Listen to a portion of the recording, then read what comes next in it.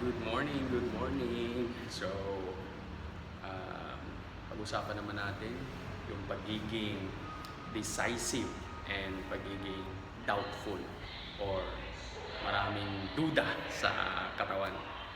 So, ano ba yung benefit pag decisive ka? And ano yung uh, negative effect pag lagi kang puno ng duda sa katawan? No? So, una, usapan muna natin yung pagiging doubtful. Okay? So, para sa akin, yung pagiging doubtful mo or lagi kang nagdududa sa isang bagay, maraming negative impact, no? Kumpara sa benefits. For example, pag pinagdududahan mo yung sarili mo, syempre, magdadalawang isip ka. Hindi ka ngayon a-action agad. So, yung application mo, ng natutunan mo, even though kaya mo naman pala, pero since medyo, di ba, hindi ka confident, nagdududa ka, kaya ko ba to? Baka hindi ko kaya, what if ito yung mangyari? Maraming what if. So, nagkakaroon ka ng analysis paralysis to the point na yung energy mo doon na napupunta sa analyze ng analyze, and wala kang wala kang nauumpisihan, di ba? Wala kang nauumpisahan na trabaho or gawa. And it feeds itself kasi. Bakit? Pag marami kang duda na sa isang bagay na hindi mo kaya, baka baka i-reject ka or baka hindi mo ma-complete, it feeds itself to the point na magiging normal na sa'yo na wala ka talagang na-achieve. Kasi example, pinagdududahan mo yung sarili mo na hindi ko to gagawin kasi ito yung mangyayari, baka ito yung mangyayari. So, it reinforced that belief na hindi mo makukumpleto yung isang bagay kasi hindi mo nasisimulan. To the point na natatapos na yung araw na wala kang may na-achieve. So, pag wala kang na-achieve, nasa utak mo lang lagi, di ba, wala kang natatapos din, wala kang nagagawang productive. O pag walang productivity, anong feeling mo? Di ba? Feeling mo useless ka, feeling mo down ka, feeling mo depressed ka. Tama? Emotion, most likely, nakadepende yan sa motion natin. Diba? So, malalaman mo yan pag, for example, nasaktan ka or medyo may nangyaring isang bagay na hindi ka aya-aya sa family mo, sa relationship mo. Try mo lang mag-exercise. Diba? Try mo lang mag-exercise, papawis ka, 2 hours. Magugulat ka, gaganda yung mood mo. Magugulat ka, gaganda yung feeling mo. So, our emotion is mostly based sa kung ano yung motion natin.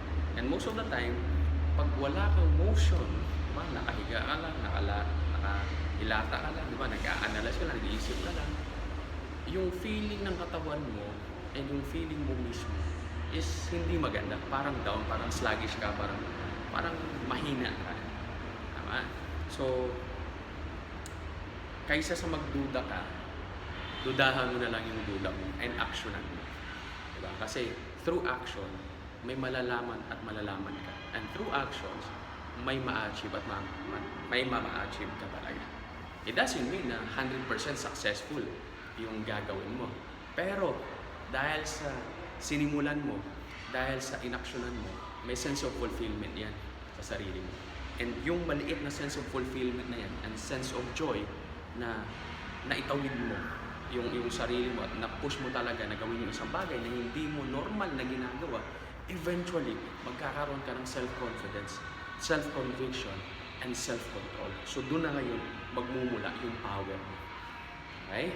And in terms naman yung pagiging decisive, ito yung pag nag-desisyon ka, talagang sinusundan mo ng action.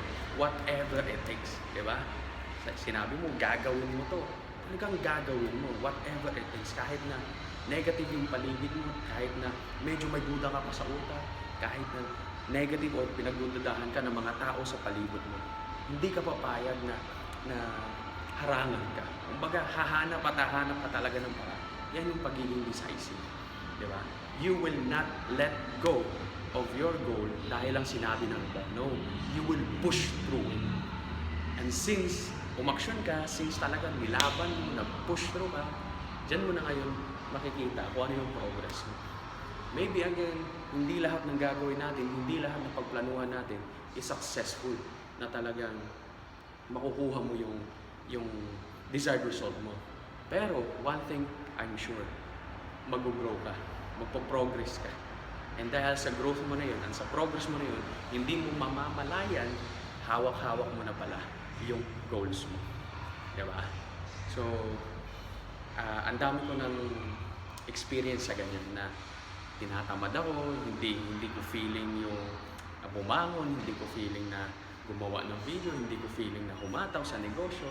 Pero, di ba, in a way, may part na hindi responsibility ko to, hindi obligation ko to. I take ownership. So, napupush yung sarili ko. And after that, na kahit paano na-push ko yung sarili ko, doon na ako naghahanap ng inspiration.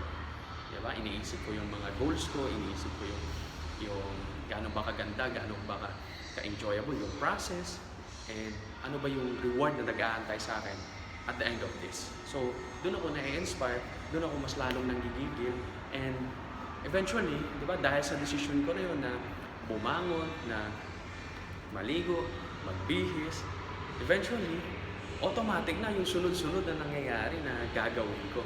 So, yun yung decisive action. Yung decisive action is yung decision ko na magising, bumangon sa bed, and maligo, magpapawis saglit. So, yun yung sunod-sunod na. Ayan. Ang tawag doon, sabi ni James Clear sa Atomic Habit is decisive moment. Kasi yung decisive moment na yun, yung decision na yun na gumising ka at bumangon sa kama mo, it's the start of making things happen. Alright? So, I hope nakapag-share ako ng idea and inspiration sa video na to para ikaw maging very productive at magiging prosperous yung 2024 mo. Alright? So, till next time. God bless and be good.